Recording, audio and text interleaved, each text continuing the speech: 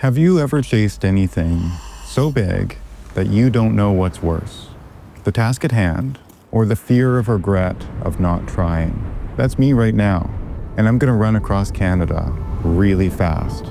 And every day there's a filmmaker following me. Let's go. Fasten your seatbelts for a Trans-Canada journey where long-distance runner Dave Proctor is about to tackle the impossible. This endeavor involves more running than most of us do in a lifetime. Everyone, I am at the Terry Fox Memorial in St. John's at the harbor. It is 5:18 in the morning, and I'm starting my Trans-Canadian speed record attempt, and I'll be in Victoria in 66 days. I've always wanted to do that. Bye, guys. Good luck. Good luck, Dave. Thank you. Hey, no, 40 years on from the Marathon of Hope in 1980, Terry Fox, who had cancer and ran 127 marathons on a prosthetic leg across Canada, remains a beacon lighting the path for cross-country voyagers. They honor his legacy by visiting monuments at both ends of Canada, bookends to their adventures.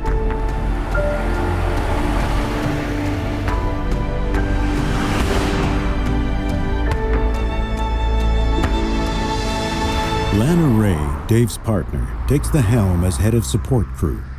A master planner, she expertly orchestrates the first leg of the run, guiding Dave from Newfoundland to Quebec. Get going before you get cold. Try not to spread germs. So what's scarier, running 170 marathons or telling the whole country you're gonna break a 31-year-old record? Howie crushed it back in 1991. The guy barely talked. He was a literal machine. Now, I'm not Al, but I have my own reasons for doing this. The Trans-Canadian running record has stood unbroken for 3 decades. In '91, Canadian Scott Al Howie blitzed across Canada, setting a speed record of 72 days, 10 hours, and 23 minutes, raising $750,000 for children with special needs.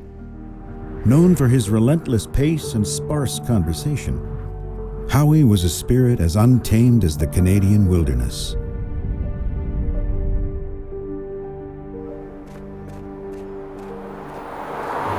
Getting ready for the run, I've put on a lot of weight, and I think I'm above 170 pounds, which I haven't been that way in a long time. But I have a feeling I'm probably gonna lose, 30 pounds on my track. Worried about Dave this morning and last night because he had such a fever. Check his temperature again. Oh, no.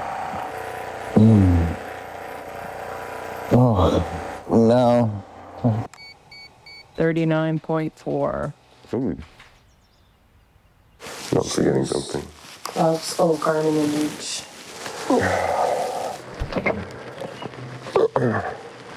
Feverish and plagued by worry, Dave tossed and turned all night.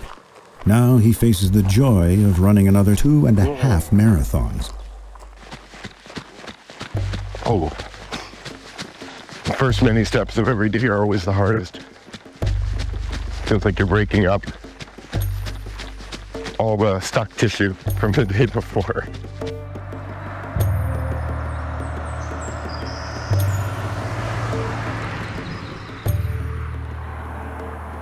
Oh, how Dave longs for a gust of wind in the undulating terrain of Terra Nova National Park. Vicious black flies, his uninvited companions, make sure he knows he isn't alone. But all in all, it's been a good day. Dave's legs feel strong and he is satisfied with his stride, a welcome assurance amidst the rugged landscape.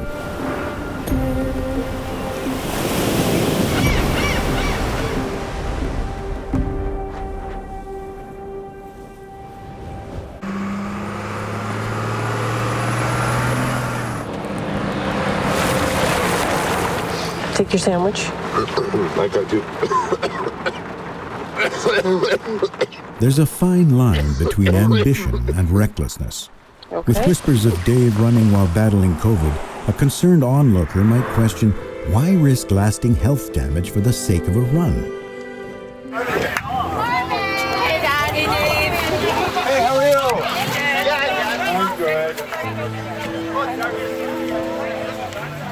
Back in 2018, I tried this once already. West to east that time. The whole family piled into a big-ass motorhome. Sharon, the kids, we all rolled across the country. Got halfway, and then bang. A spinal cord injury ended my effort on the east side of Winnipeg. I had to stop, but we kept going, rallying rare disease families from coast to coast. And that fight is deeply personal.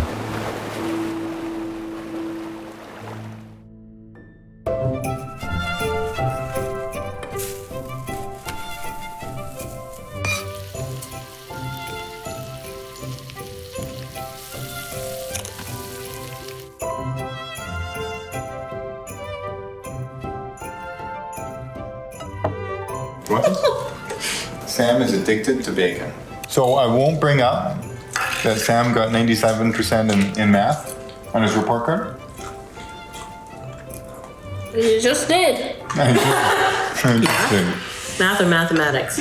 Math. Is it called math or mathematics? Yeah. When I was a kid, it was called mathematics. Really? Mm-hmm. Yeah, but you're not a kid anymore.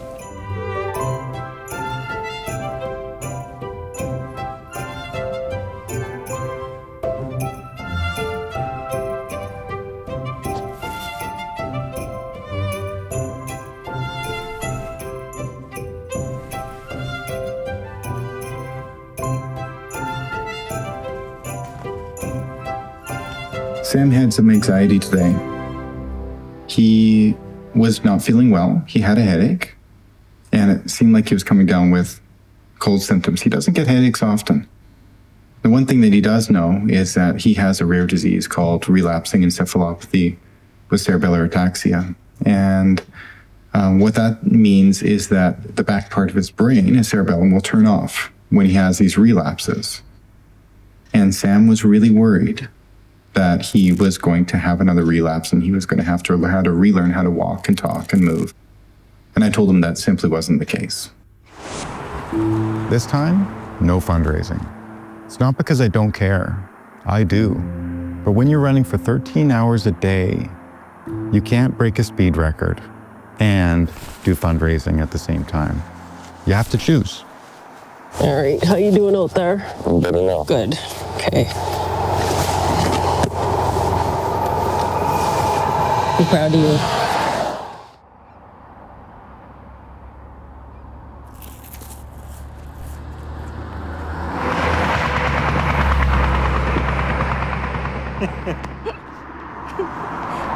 At night, Dave devours his well-earned, delightfully greasy Newfoundland fish and chips, relishing each tasty morsel as he hits the 8,000-calorie daily intake.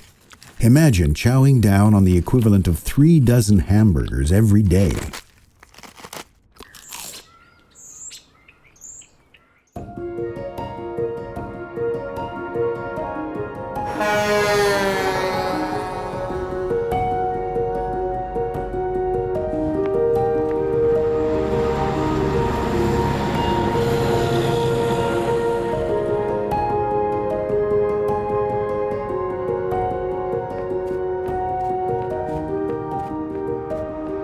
Despite a negative COVID test, Dave runs in splendid isolation to ensure the safety of others.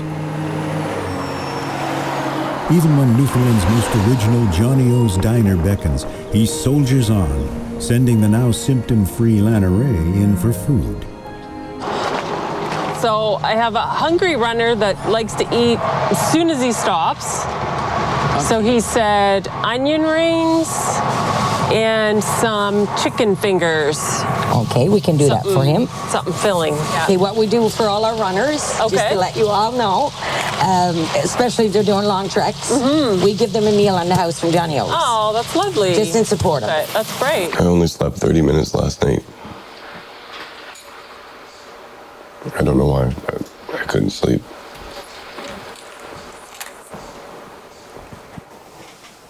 Your pants? Yeah. Can you close the door now? It's too cold. Dave, you got this. You got this.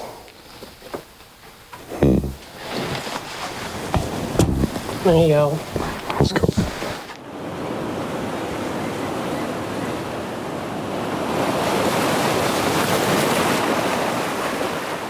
My arm warmers and coolers, where are they? They're in here. Do you want those? No. Are you getting really warm? Yeah, I get smoky. Okay. Well, it's like 19 degrees. Yeah, I'm just gonna put my shirt on. Just the back of your arms, because they are already burnt. I have to take little walks sort of wherever I can when I'm waiting for Dave to see a little bit of Newfoundland other than the Trans-Canada Highway and the hotel rooms. Because we don't get to see much. We go right to the hotel and that's when the work starts. That was a tough day. It was probably one of the hardest days of running in my entire life, and I feel like if I could do that, I could do anything. Marking the day's finish line, along with precise GPS watch tracking, becomes an essential ritual, like morning coffee, yet with far more at stake. Recording every step ensures the new record is legitimate, leaving no room for error or accusations of cheating. Jesse Riley, once part of Al Howie's crew, casts doubt on Dave's record keeping in 2018. I joked to a friend that the very angels in heaven would have to cheat to beat him, he quips. Not stopping at an opinion piece, he embarks on a quest to undermine Dave's 2018 run and other endeavors, turning skepticism into his personal mission.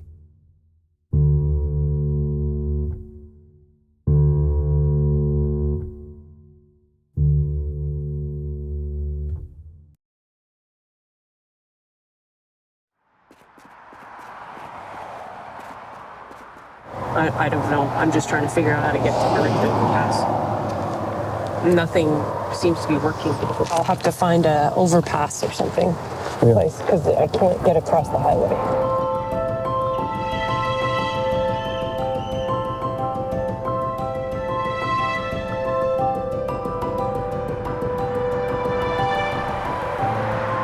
As Dave gazes over the snowy peaks in the distance, a question dances in his mind. What's out there at the end of the road? Always tethered to the highway, he releases his imaginary eagle to soar and explore the edges of this spectacular world.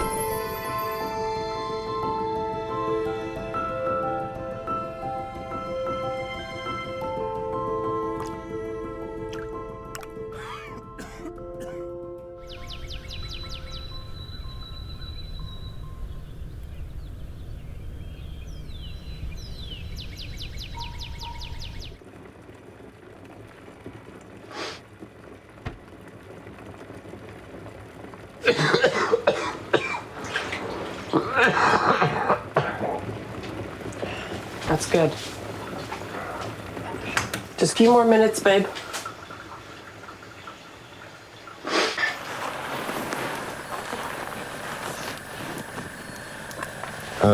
Why is it wet in here? Huh? It's wet? Well, everything. I don't know. Wet in there? Yeah. What do you mean? It's not wet. It's just clammy. It's rubber. Okay. You're okay. Oh, look at all these crabs. I know, gross. Okay, love you. Love you too. See you soon. Call me if you need something. I will.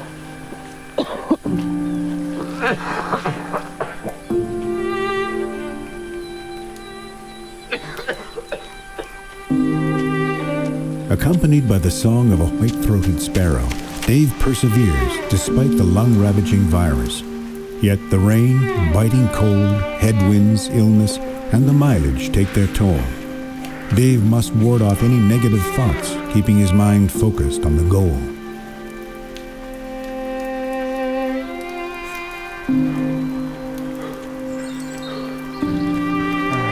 Right here. You're always so cuddly when camera's here. I don't do that anymore. I know. Have some water. I know, I'm trying.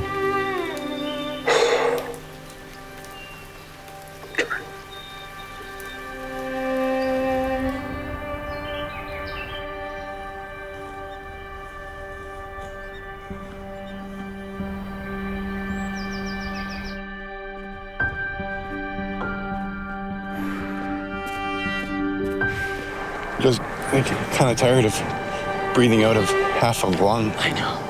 Like Well, all those climbs. And I look at these guys right up here. This is tomorrow. I know. It's a big one. As Dave downs his dinner, deep thoughts sneak into the menu. My greatest fear in life is that my sailboat, my mast of worth cracks and it falls over, and I have this massive sail called suffering, man, massive sail called effort.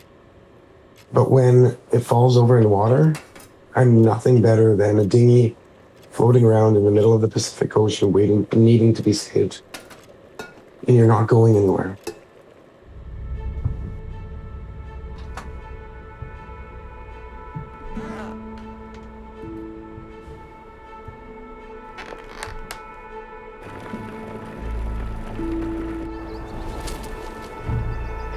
Last day in Newfoundland.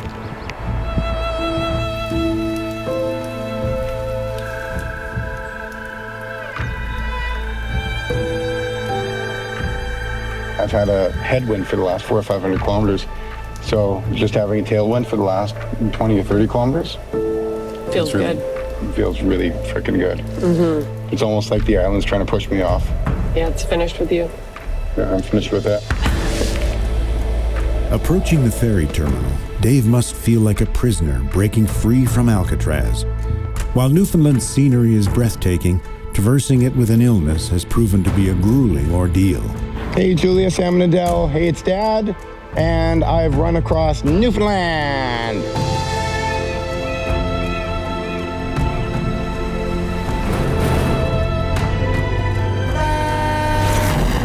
Dave may be done with the island, but a vast stretch of Canada still lies ahead.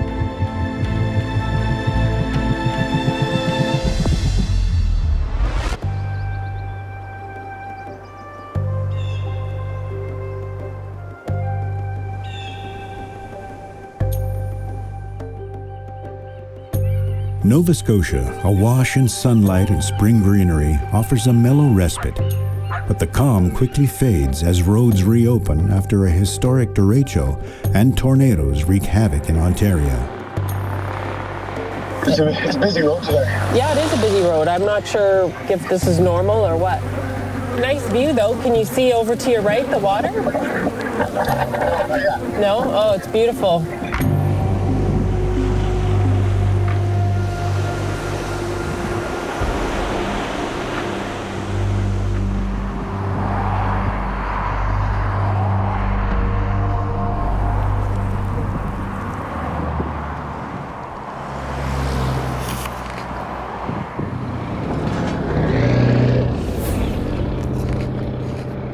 Well, it's 3 o'clock. You wonder if maybe some of the semi-truck traffic might die a little bit.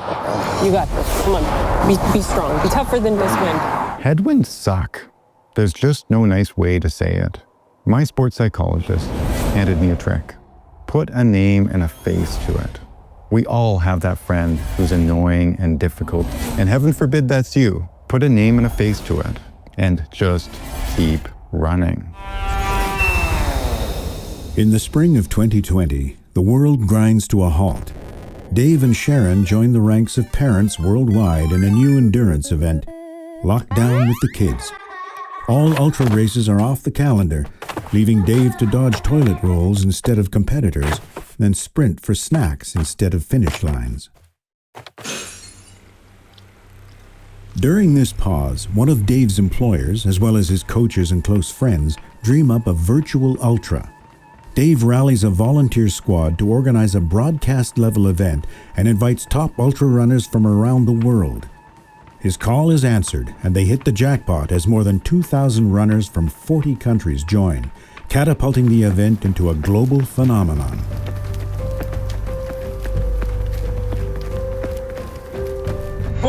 That's 100 miles on our 25-meter indoor running track.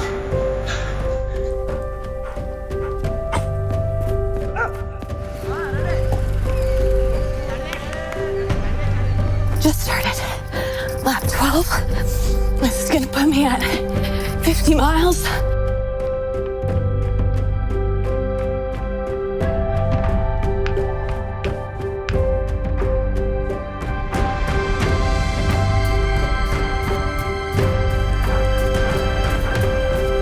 reason why I'm running for this race is that I want to show the love. My love to the human race, for the doctors who are treating these people in the hospital, and for the people who are also in the hospital today because of this pandemic. I want to show my love for them as I wish them a quick recovery. Dave bows out mid-race due to injury, but the real ache comes from behind the scenes. A rift with his employer over his too many hats issue, culminating in a just-an-employee reminder. Disenchanted, Dave and co. pack up their talents to launch Race 2.0, proving that corralling top athletes and a volunteer dream team stretches well beyond any regular coaching gig's scope.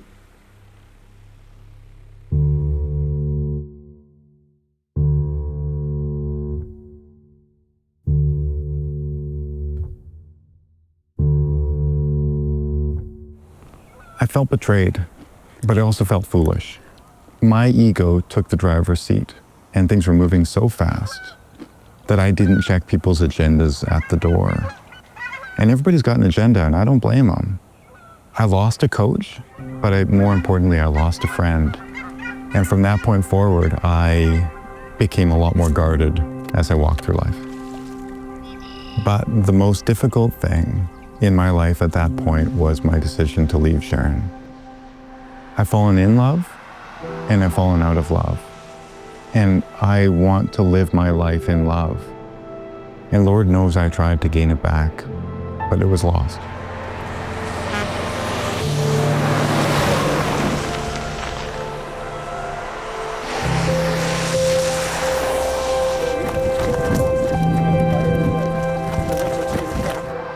Finally, Dave's solo marathon turns into a party. Other runners lace up to join him, injecting a burst of joy into his journey. We made you homemade rhubarb, because rhubarb is big down here. Oh, yeah. And that's a $200 donation and a card towards your cause. Thank you so much. So I want to get a picture of you with please. us. Perfect. Sorry about the sweaty hug here, guys.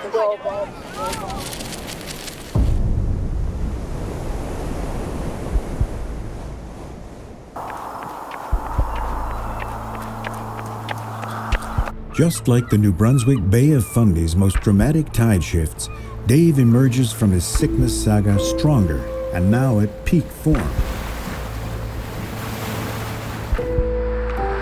However, mental battles persist, proving challenges aren't solely physical. With the crew's change, it is time for Dave to bid farewell to Lana Ray. You can do this. Don't stop, okay? Don't stop. Until we stop in Victoria together, can't we? You got this. I believe in you.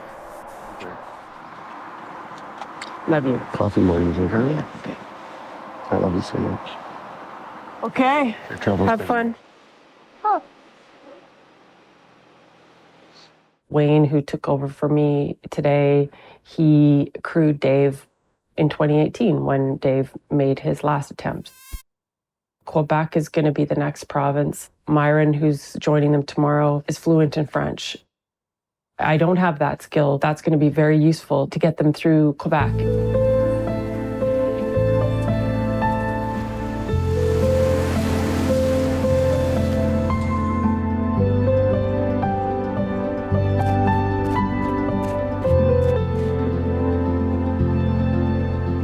With his spirits high and at an unwavering pace, Dave finishes running through New Brunswick and is now midway through Quebec. How you doing, man? Just another golden day. We were just chatting about how weird it is that 60K into it, the legs are feeling better than they did at 10K. Every day. Yeah.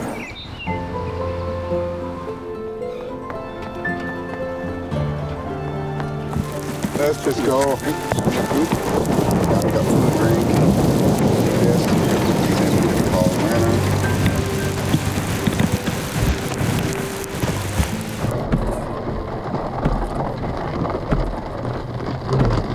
We're not at sail.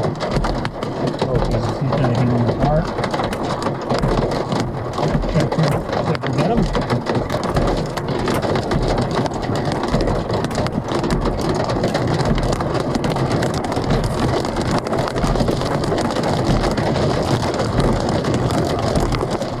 You go straight. Yeah, come on. Oh, there's. Hey, buddy, we're looking for you. Where are you? We just got slammed with a bunch of hail. Turn left at this corner up here, okay? Left at the corner.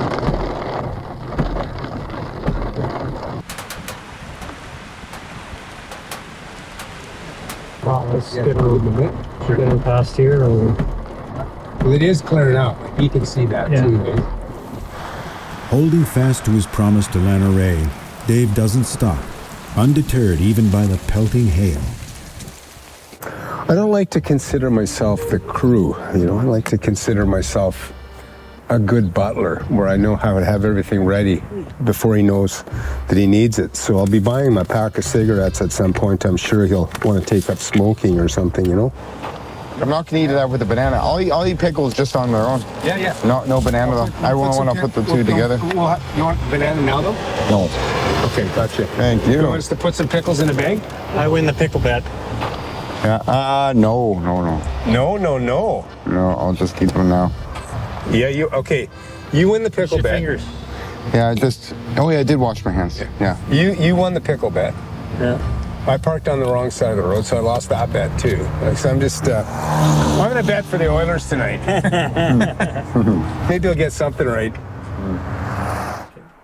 Observing Dave run begs the question, how does he manage to run 2.5 marathons daily without any days off for 23 days straight? Or, as some online trolls speculate, he must be riding a bicycle. The truth? Movement is Dave's lifeblood. He's not only been smashing world records and coaching runners, but he also needs athletes back into shape as a massage therapist. With all that poking and prodding, he's become a bit of a body whisperer, tuning into his own aches and pains like a finely calibrated radio. Un jeune homme est en train de courir à travers le Canada. Fait qu'il est parti de Terre-Neuve. In your yard. Oh oui, I'm salty. Mon mari a You like salt. la ferme, donc s'en va voir. Thank you. That was a great run. Good stuff. Thank you for sharing that moment with me. Yeah, same. I'll be with you all the way. All the way. You know where to find me. Yes, on that road across Canada. Yeah.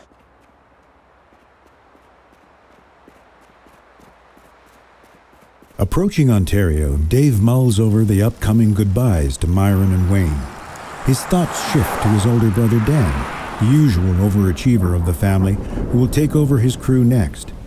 With no prior experience in crewing ultra-running races, not for Dave or anyone else, he wonders just how Dan will handle the challenge.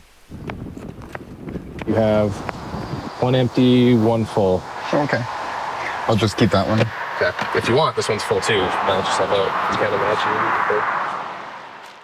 For the first time in weeks, as Dan is learning the ropes, Dave finds himself picking out his snacks, remembering to replace water bottles, and even applying his own sunscreen.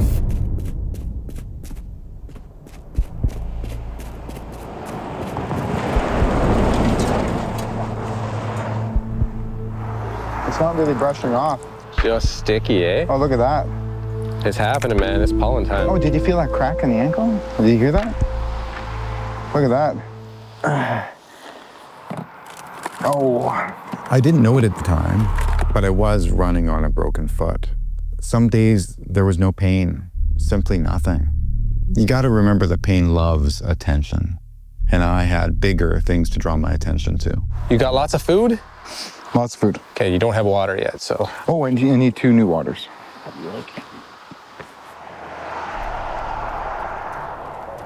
This has been a whirlwind, right? There's so much to do every day.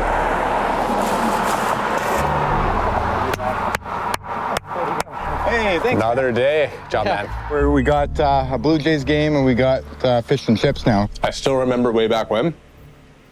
You go basketball, right? I started on my team, right? Like, I was all right.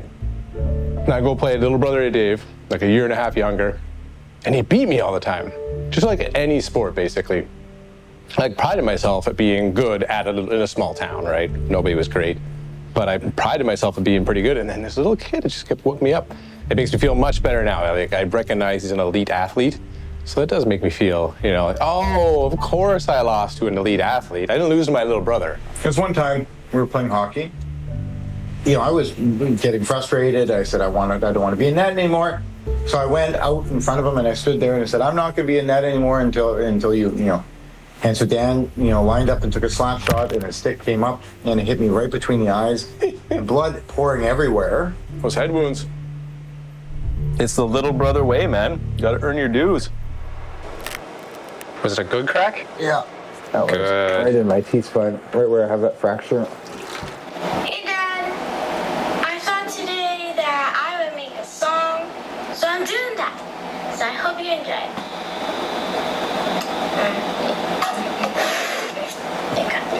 Aw. Oh, Dad, I miss you. Wait. Love you, Dad, love you, Dad, love you, Dad.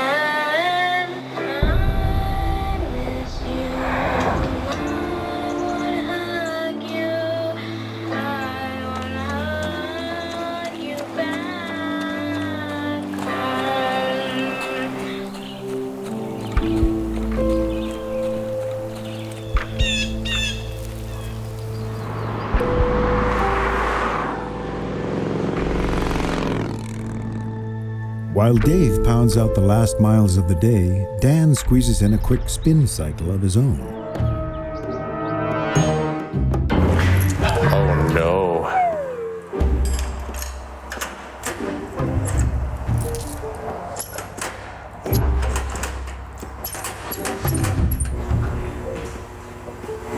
Hey, Lana, this is Dan. I'm doing well, except I'm about to do laundry, like a person should. And I just, you know, a person forgets to ask the real obvious ones. Do we have laundry soap? Thank you for saving my butt. Again. Oh, no. Get in there, would you? Uh-oh. I'm gonna be short a quarter because it ate my quarter. 2 quarters.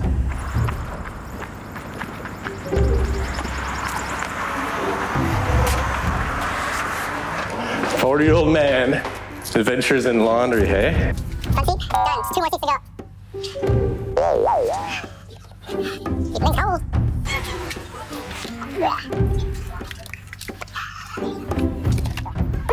In the trash.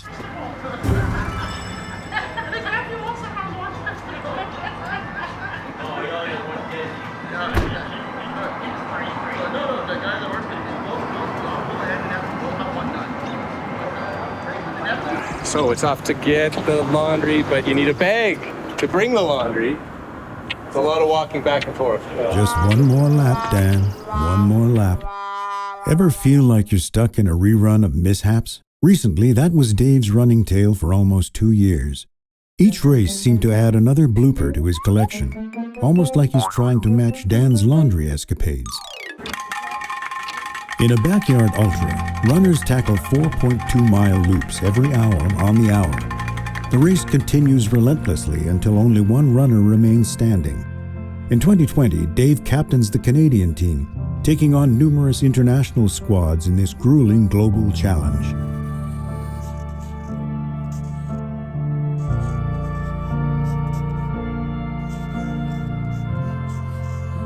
Initially, Canada emerges as one of the frontrunners, maintaining top ranks lap after lap.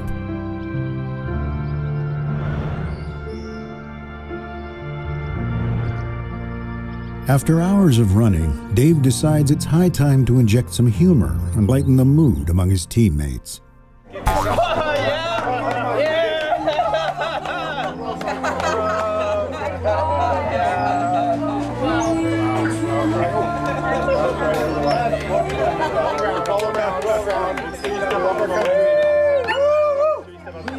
Dave, your butt looks a little hungry. Like that?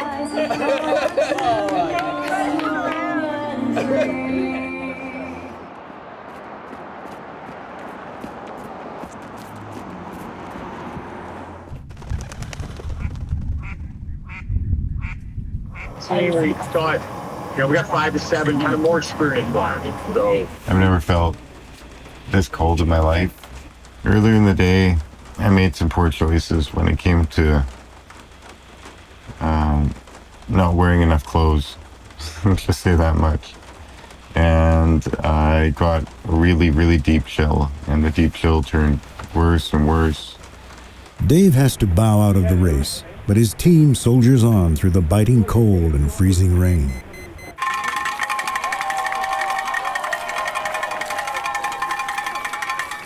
Currently the #1 backyard ultra running team in the entire world. Also voted the dead sexiest. It's impressive, but it's not a buffer. Every lap counts. We need every single one of you. Give Mike a round of applause. He gave everything. However, one by one, the Canadian team eventually withdraws from the contest. Yeah, no, ever since the Speedo incident, it was a slow breakdown all day, and I just couldn't get warm. I think the last 4 hours, especially in that ugly, miserable rain, I don't know how these other runners are doing it. Boy, that was ugly, and it was actually quite dangerous. So do you want soft love or do you want tough love? I'm tough. Don't do stupid stuff. Don't put on the Speedo. It's the same thing that happened when you ran across Canada. You got on the motorcycle the day before you ran across the country and you pulled your back. It was stupid. Before we were loading up, you were trying to load things in the car. I was like, Dave, take it easy. You got one job to do, that's run. But you're lifting boxes, you're getting on motorcycles, you're wearing Speedos, you're acting like it's funny. This isn't funny. You're one of the best runners in the world. You can't play at this. Was one of the best runners in the world. You still are. You still hold the 24-hour record. You still have the 48-hour record. You still have the 72-hour record. You didn't perform today, but that doesn't mean you're not one of the best. But you have to take it seriously. This stuff is not easy. Take it seriously. You good? We're good. We're doing. Okay. Proud of you. Yeah, proud of you, man. Okay. Thanks.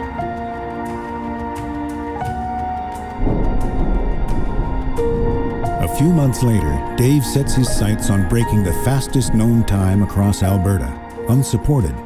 He pushes himself over 100 miles from the British Columbia border all the way to Calgary.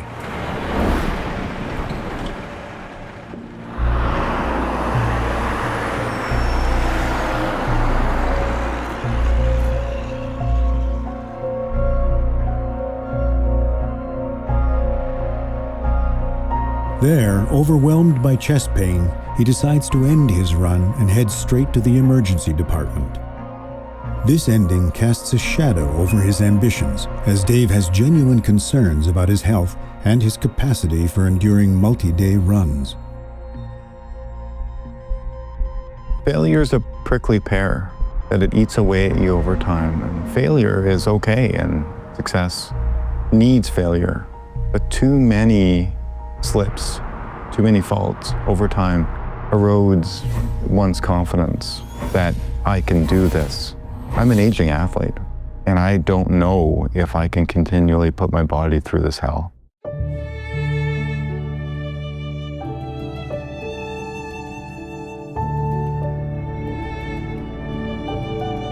With its vast wilderness, the residents' passion for the outdoors, and grand industries that subtly adorn the stunning landscapes, Ontario starts to feel as homey as Alberta.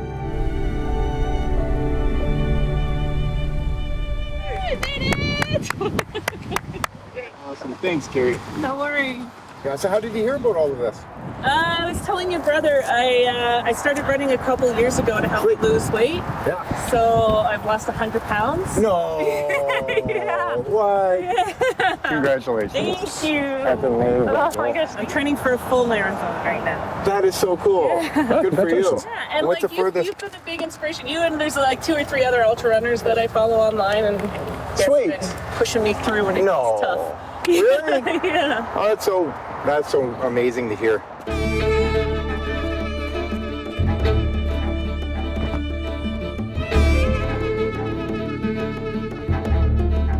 Broadcasting live from Highway 1, today's thrilling updates. Dave embarks on a daring rescue mission for his hat after it flies into a lake and narrowly escapes the jaws of a snapping turtle.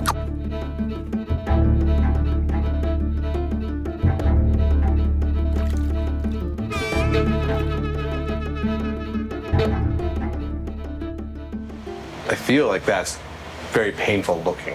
It is. Okay. There's not a lot in my world, Dan, that's not painful right now. You gotta match pain with pain. How's the company's the worst of the pain, right? Company's the best for the pain. I've been on the highway running, in the vehicle, and in the hotel room. And that's it. My world is so frickin' small. And it has to remain that. And I'm really kind of worried about the first time I have to go to the grocery store when I get home.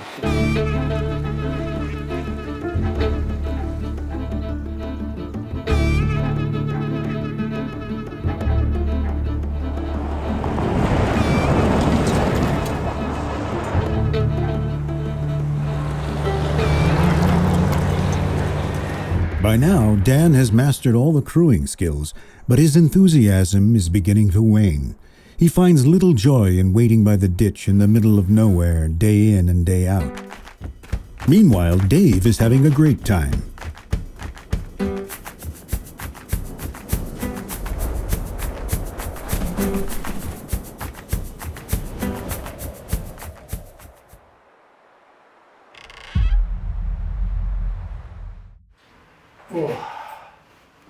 Dan has finally mastered laundry duty and even manages to deliver it to the right cabin.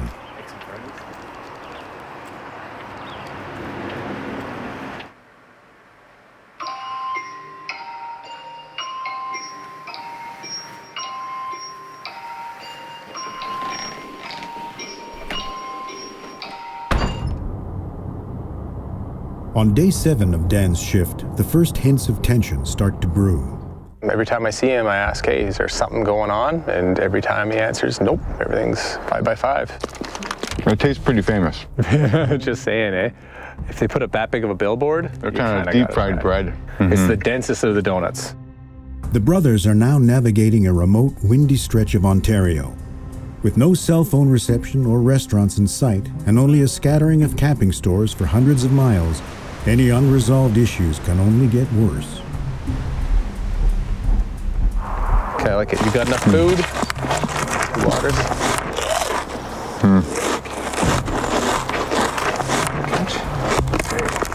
If you could look around, what we should have had is pesto, some sort of sauce, and some, yeah. And that would do it, and we could cut up that turkey to put in it or something. We might. It might just be shitty tasting. Again, there's craft dinner and soup in a cup. Like, figure it out. I guess taste. You got to understand that, like I have no pleasure out here except for food, right? So it's like, fuck, you know? It's like baked goods and yeah. So at the end of the day, you're like, oh yeah, I'm gonna have big ribs last night. It's like, fuck, you know?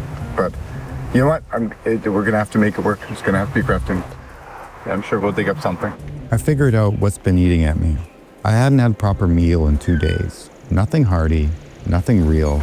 And Dan, he didn't get it. How important this was to me. So more meat and hummus and stuff in the sandwich. And next town, I had to stock up on all this stuff. Everyone's spirits lift as they approach the town of Wawa, where Dan can replenish their food supplies and mobile phone service is restored. All right, man.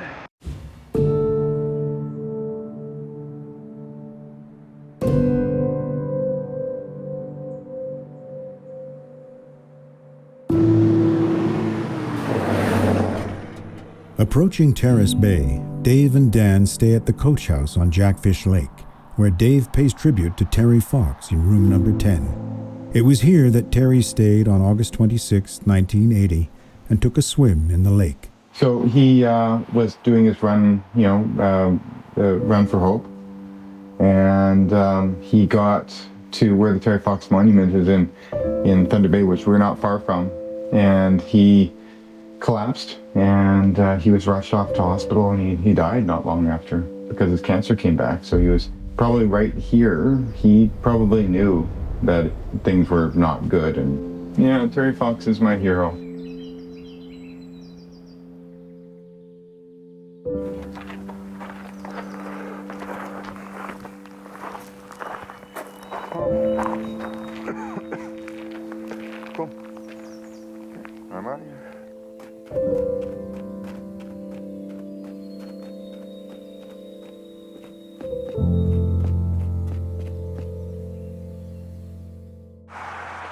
A few hours later, Dan gets a distressed call for help. After logging nearly 2,500 miles, Dave is sidelined by his first major cramp. This isn't just a twinge, it's a full-on mutiny of his muscles.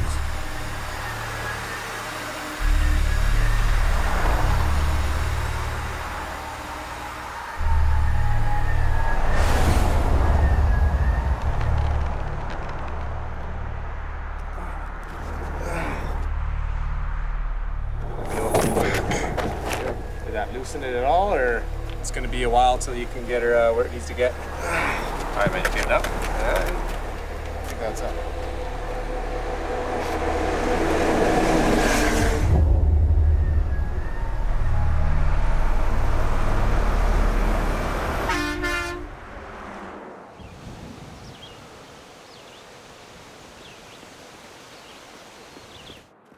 On the 40th day, we wave goodbye to Dan after his epic 2.5-week crewing marathon. Taking the baton is Matt, a rising star in the ultra-running scene. Little do they know, this day is set to be more than just a crew change.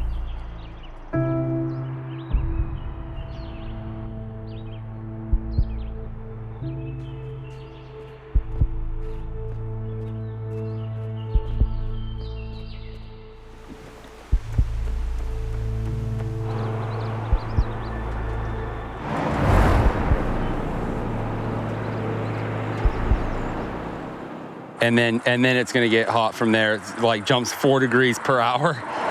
And then, oh, this evening looks like we got lightning coming in. He would have loved to still be out here. And there's no question he wouldn't have finished it. Like, there was no question, right? But, you know, it's also one of those reminders that you never know when, like, cancer or mental illness or whatever is gonna strike you down. And so you have to just live life to the fullest while you have it. And that's what I'm doing right now. I'm living, right? Like, we're living. This is this.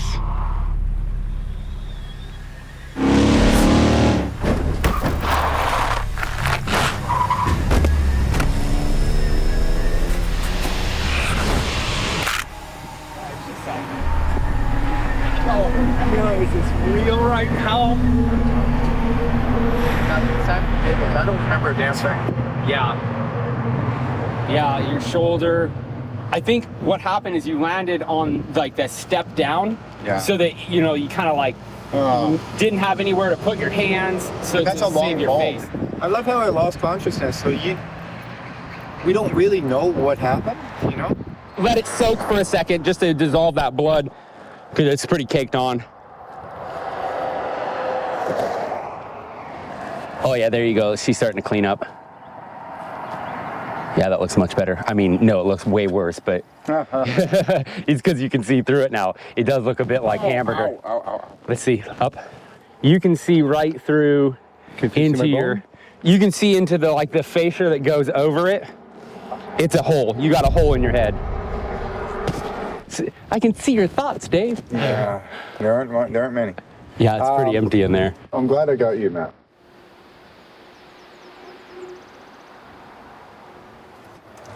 Oh. I hate the heat. That should be enough for the day. Okay. Do you have a snack? Do you want like an exact bar? Do you want good to go? Do you have any cold ones of these? Yep. Great. Just want cold stuff. Finishing up pretty late today because of that fall and a lot of wasted time. It's gonna be kind of the longer day so far. Not wasted, just spent.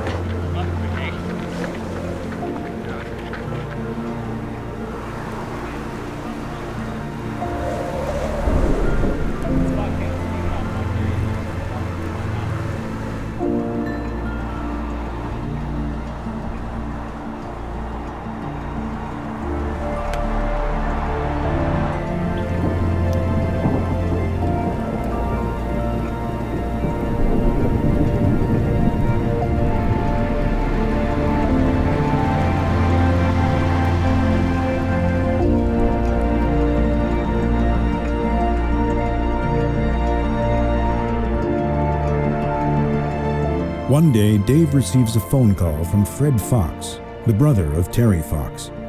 What was the highlight of that conversation? I think he was struggling. That he was saying that, you know, he found that Terry, he and his brother and Terry's best friend, found that Terry was being quite bossy and being very controlling, and so I told Fred, I said, you know, you have to understand that when you don't have control over a lot in your world, you take a strong control over the things you can control. And I said, I've been doing the very same thing out here, and maybe that's going to bring you peace, because I've been doing that too, like with my brother and my crew members, and it's really pissing them off. He's from finding them homes, and he's 7 years old, and I've had him since he was 8 weeks. Yeah, he's really good. I've trained him well. He just runs along with me and stays on. Oh, yeah, you know, Yoshi, get in here. Come here. Come here, Yoshi. Come here.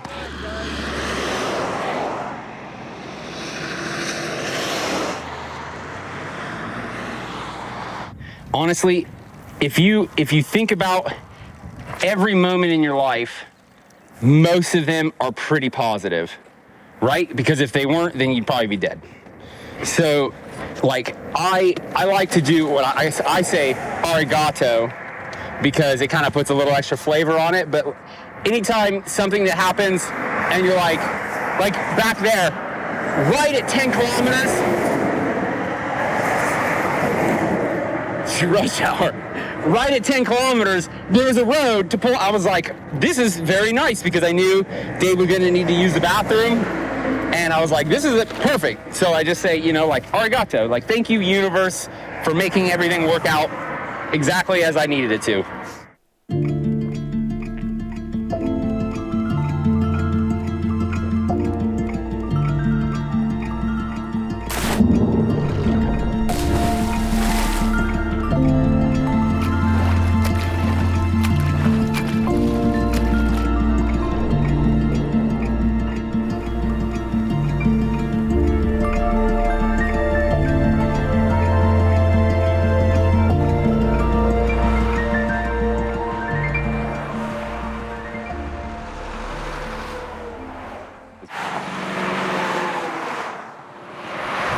Be a lot easier if I just took a day off, huh? No. I mean, do you think that after a day of rest, you would feel better going back out? Hello. How you doing, sweetie? Good, how are you? Yeah, what are you guys doing tonight?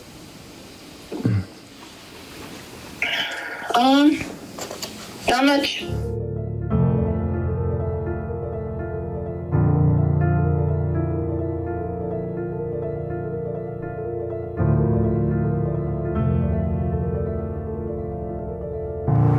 That took a lot out of me this morning, that wind and rain. I know, it's just in a mentally shitty spot too. It's pissed off at the world. I haven't felt that bad in weeks. And my pace shows that as well. Yeah, I noticed when we were running, I was like, I wasn't going to say anything, but... Yeah, why are you going so slow? You were just kind of dogging it. Yeah. I was like, what's this guy? Yeah.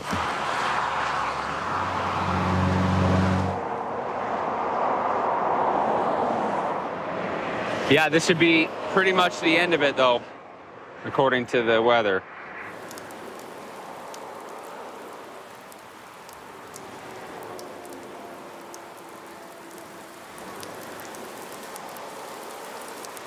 Mentally, it takes such an extreme toll on you, and your brain is just a bunch of electrical impulses. When you have an imbalance, you can't see straight. Just like sometimes people have schizophrenia, and they think everything around them is real. So when you get into these spaces, you catastrophize everything. This is pointless, nobody cares, I'm never gonna make it, or whatever the thing is. It becomes so real, it's hard to like turn around and say like, you know what? I'm just gonna take this step by step and tomorrow will be better. It's hard to know that tomorrow's gonna come.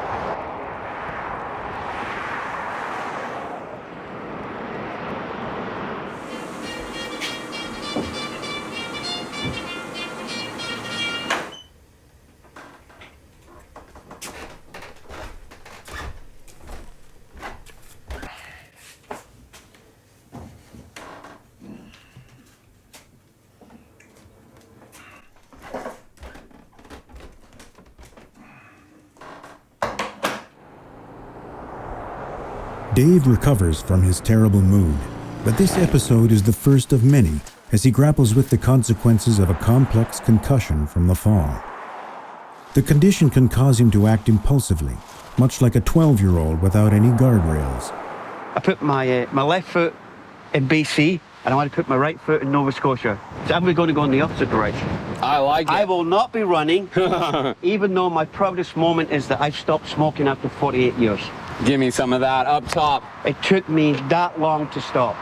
So his average of 6.5 miles an hour. Holy cow. That's up with a marathon running.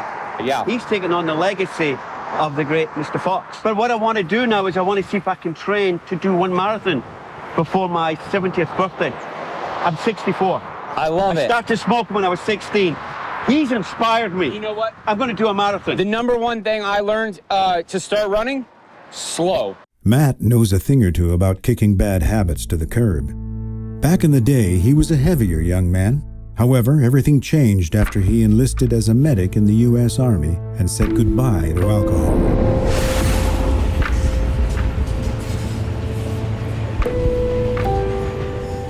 Dave sprints past the spot where his 2018 run came to an abrupt end, right by Sophie's restaurant, the site of his post-run consolation meal.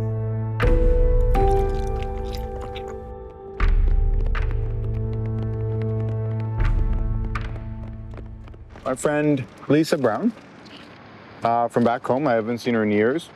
I haven't seen her before she became a mother, and she has 3, very busy kids. And that's me. I'm Sonic the Hedgehog. And that's my cowboy hat. Now it's turned upside down, but that's okay. Dave, it's almost painful to say, but I met you nearly 20 years ago. In that time, you have always inspired me and helped me getting through some of my own struggles. You were the first man my age I really truly felt had it all figured out. You really had your shit together. But yeah, because I'm not just 100% focused. It's just nice to hear that. You know?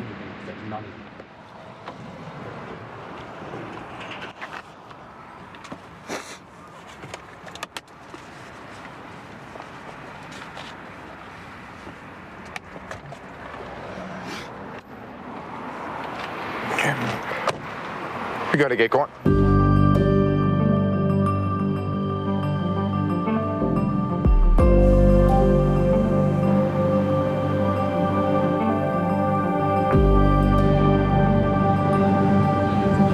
Such a journey. And just keep on keeping on, man. You're gonna all the way. Dude, I can't believe you're gonna do it. 19 more days. After a couple of days in Manitoba, Mike and Joel take over the crewing duties, guiding Dave through Saskatchewan to Alberta.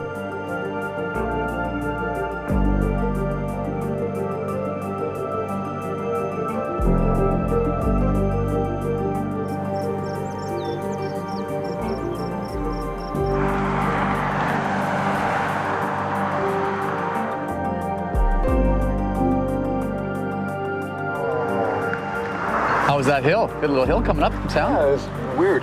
Saskatchewan, there's hills. Just got a call from Canadian Running Magazine. Well, yeah. Now I know why they're calling me on day 52. Why?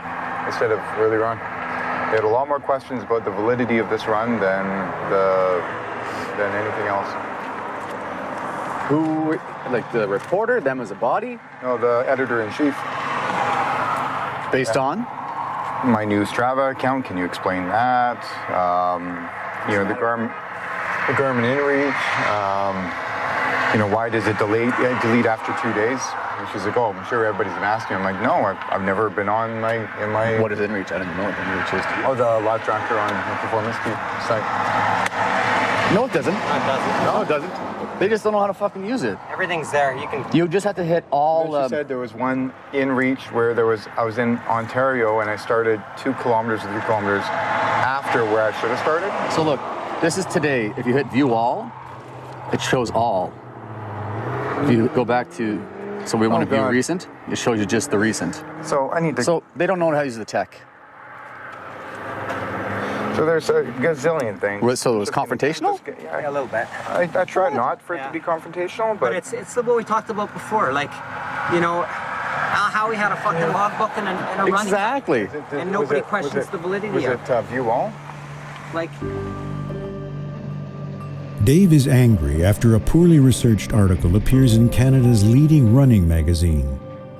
To help him decompress, the crew make a small change to the route at the end of the day, steering him onto a quiet rural road away from the relentless noise of the highway. Joel had previously driven the first 3 miles of the road to confirm it was an old highway with a hard surface. However, they soon find themselves treading on dirt.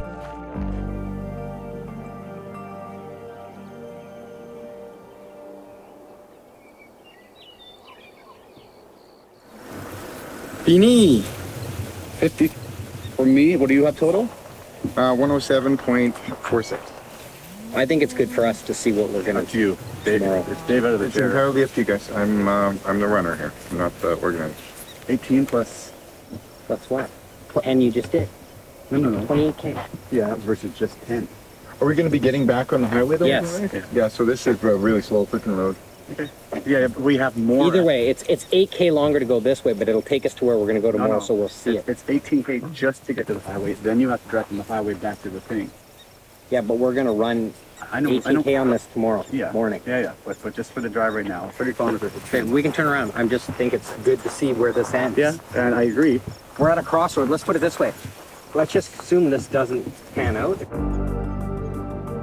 Mike's concern about proceeding on an unknown dirt road in the morning is well grounded, given that conditions can change overnight.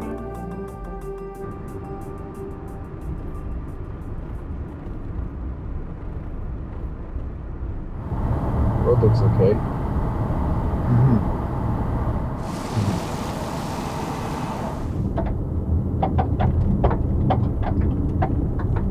The mud turned to glue, thick, horrible, soul-sucking glue, and I marched through 11 miles of that shit. I stopped and screamed as I sat in the ditch. No shame. I probably used the word fuck. Mike and Joel didn't say a word, but I did know that they were praying that I would not quit on their watch.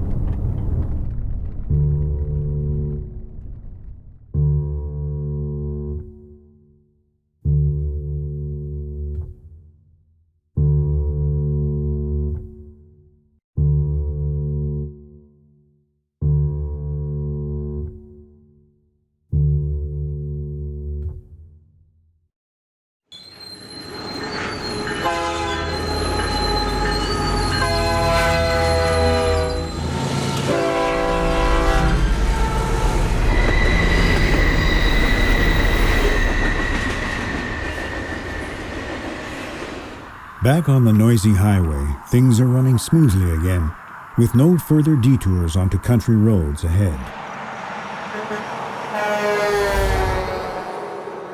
Dave is vividly reminded of how the relentless traffic noise drove him to the brink near Regina. Nearing the end of the day, I'm talking to Lana on the phone, and there must have been 10 or 15 transport trucks go by at the same time, and I was trying to say something to Lana, and every day there's a point in which it just gets too much, and it seems like there's a tipping point, and I lost it.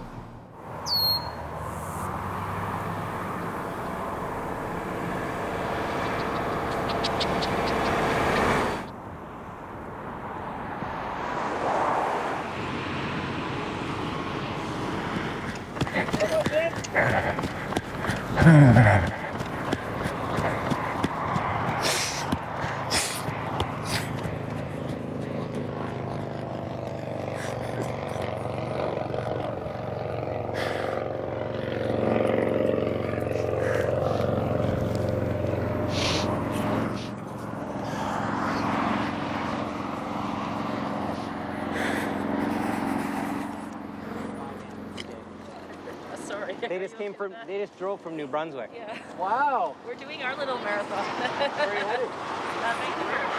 So maybe we'll see you on the road. We've only got 3 more days. Yeah. How you feel to be home, buddy? Feels good. Oh, you're.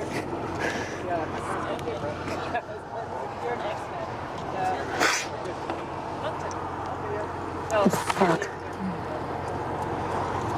But we used to, my husband and I used to do the relay. Oh, wow. And you must know the people who like ran it as there was a two-person team that ran it yeah, it's crazy. And so, I mean, everyone else is like... That's pretty huge. She's our first. Thanks, man. Thank you. Oh, that's wicked. I'm so happy to be along for the ride. No, you're not just along for the ride. You're a big part of everything. It's, I said I'd hold it together. I didn't fucking hold it together, did I? You're allowed to have some emotion once in a while. Okay. I gotta get moving because there's a attractive woman waiting at a hotel for me.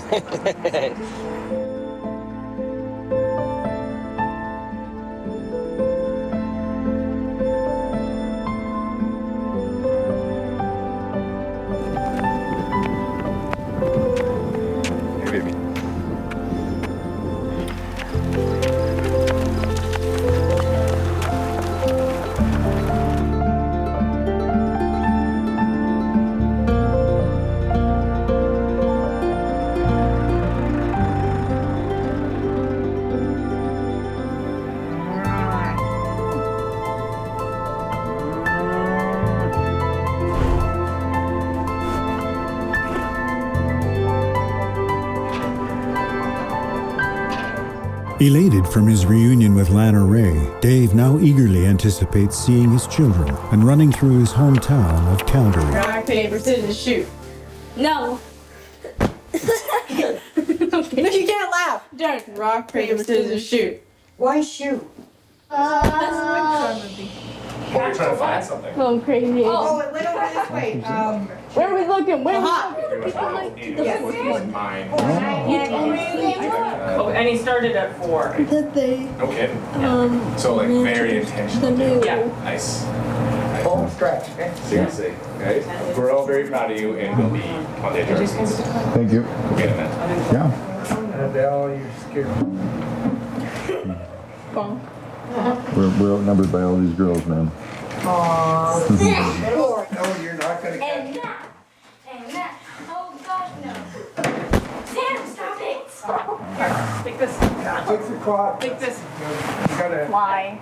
The back. Sneaky back. Sneaky back. You guys, I'm gonna be home very soon, okay? You betcha. Just a couple of days. Yeah. And you know what? We get to spend all the time together. It's a long ride home.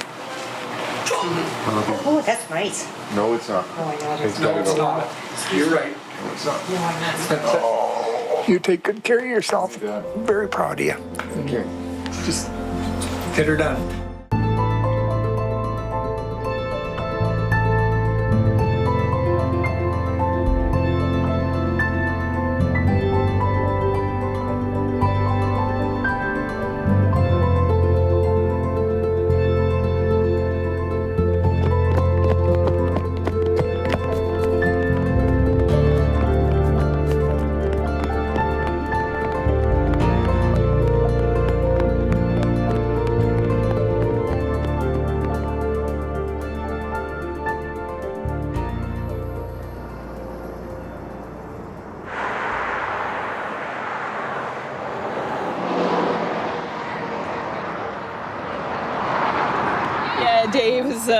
Dave's always been the dangerous one for me to be around too. Because I think I might have got you into the 24-hour in the first place. And there was the talk about me crossing Canada at the same time in reverse. Yeah, you know, just seeing the grace that he's shown through this whole thing, the determination and grit and yet acceptance. And it's like, I'm going to keep moving forward. There's just one hurdle left. The towering trio of Western Canada. The Canadian Rockies, the Columbia Mountains, and the Coast Mountains. Dave charges into this mountainous terrain light on his feet and with a recharged spirit.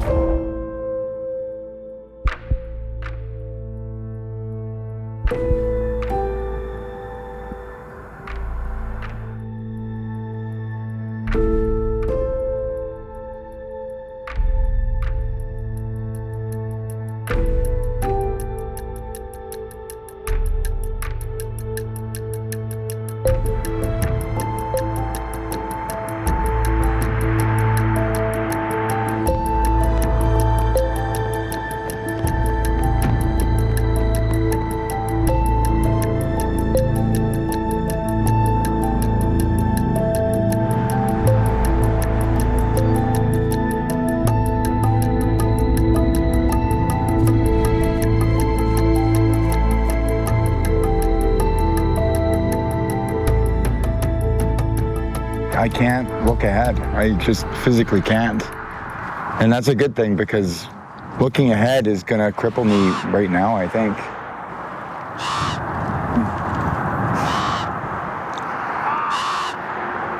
Like, look at those mountains. Yeah. Those are pretty ominous. They're pretty ominous to climb.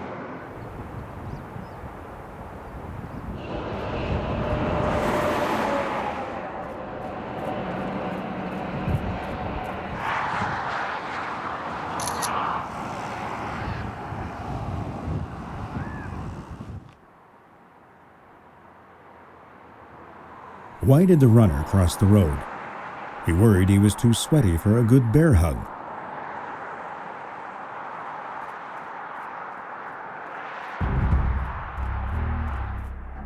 Nearing Kicking Horse Canyon, Dave wonders if he'll be allowed to traverse the 3-mile construction zone on foot. The site, notorious for frequent rock falls and narrow winding turns, is Canada's most ambitious project.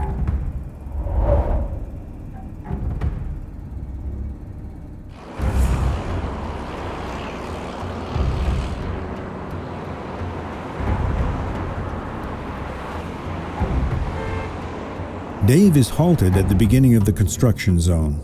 Can you imagine running across most of Canada only to be possibly prevented from covering a mere 3-mile stretch of road?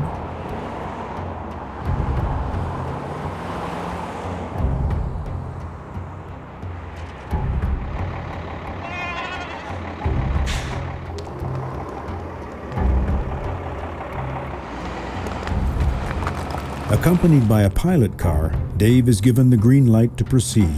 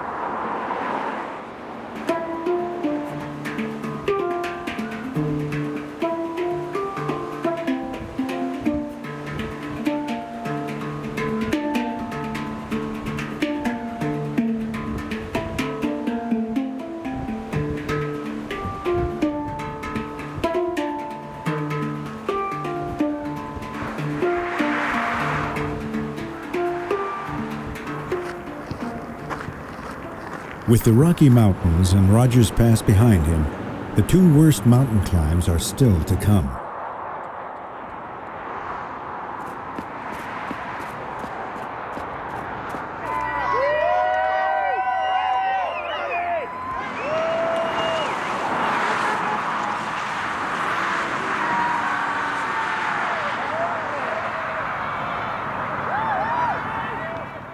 Leaving Kamloops for his climb up Coquihalla Highway 5, Dave accidentally veers onto Highway 5A.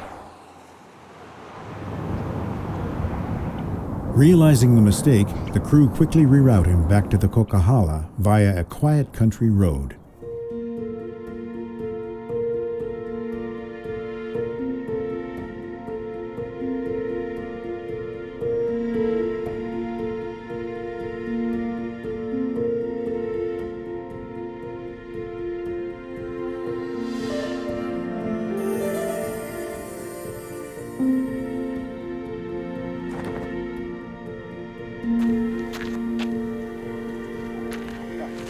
The peaceful road provides a welcome reprieve for Dave before tackling what's to come. The Coquihalla is known as the fastest highway in Canada.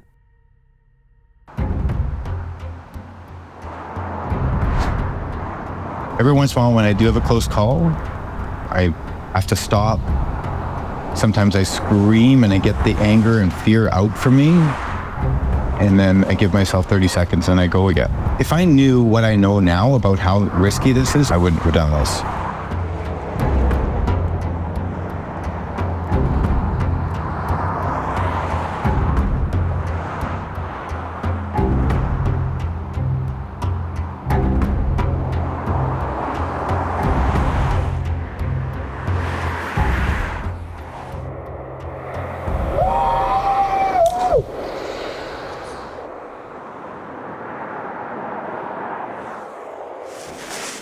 Yeah, today really took a dent out of me. Okay. Yeah.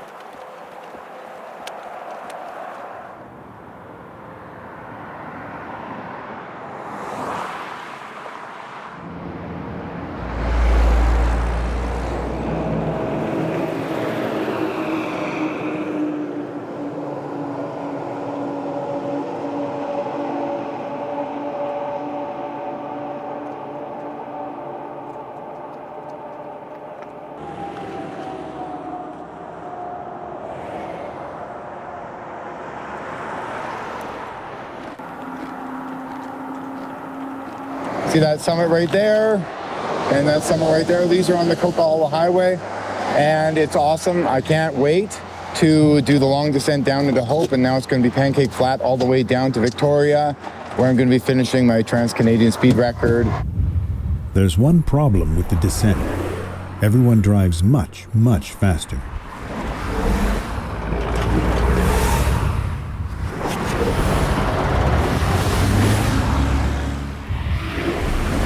Running across Canada, Dave has climbed the equivalent of more than 5 Everests.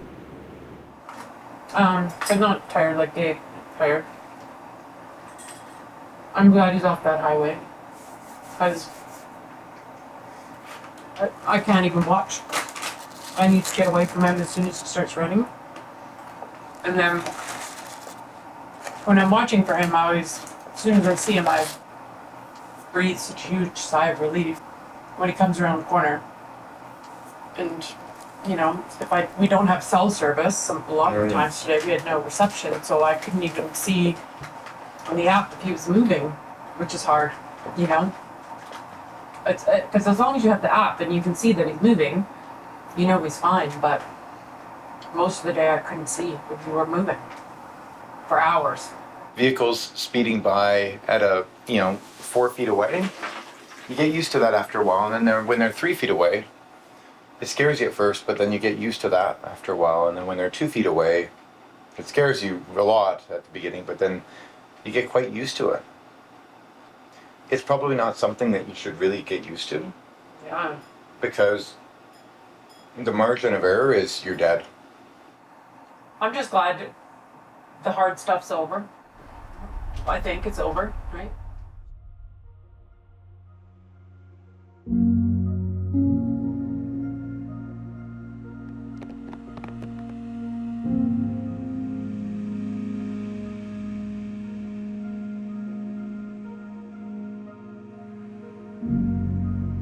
Dave, I keep going over the limit of how long you're supposed to talk on video to be able to send to a friend, so I'll keep it short. You're the most amazing runner that I know right now, and I'm so excited to see you finish tomorrow.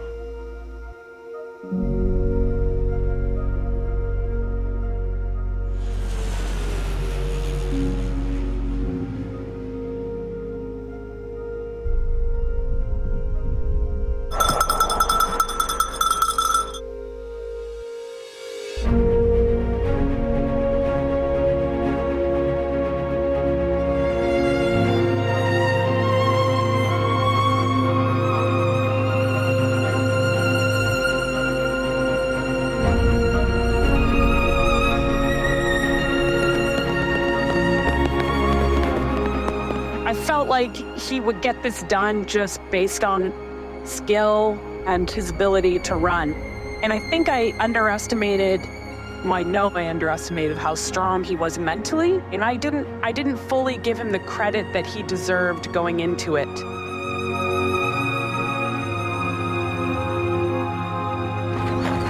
Hey, everybody, I think he's gonna say something! I think I'm tired. I want to go home now.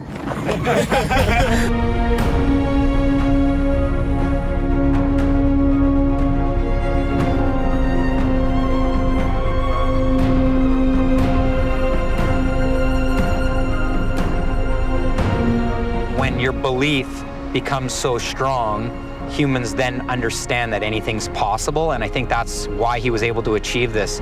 Dave had no doubt in his mind when he began that it was possible, and he just continued that every step.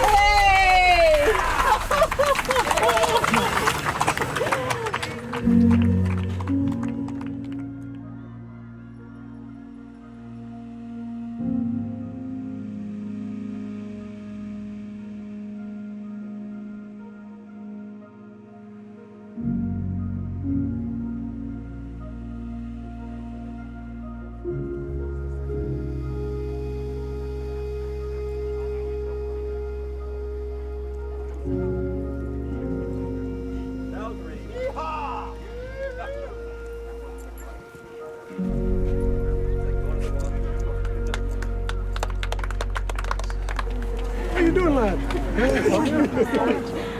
Oh, beautiful. Here's the mom and dad. Thank you. Did they bring you any pie at least? Come on, Mom. They wouldn't let me take it on the plane. That's my boy!